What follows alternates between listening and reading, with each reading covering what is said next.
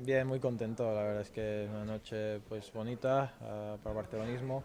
Estamos en otra final y lo que queremos es estar en todas las competiciones hasta el final posibles y bueno, pues hoy era la primera y ahí estamos, ¿no? Ahora aparcar un poquito esta competición y centrarnos en la Liga y en la Champions que son dos competiciones fundamentales para nosotros.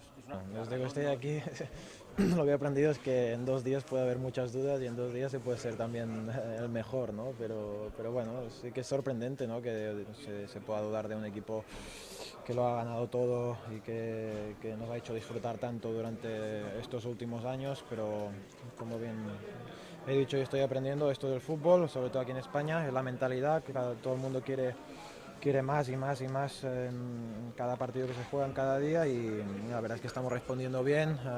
Éramos pocos, ahora poco a poco vamos pues, recuperando efectivos, como Andrés ha jugado ya hoy y Pedro está muy cerca y bueno, poco a poco pues ya estamos volviendo y contentos.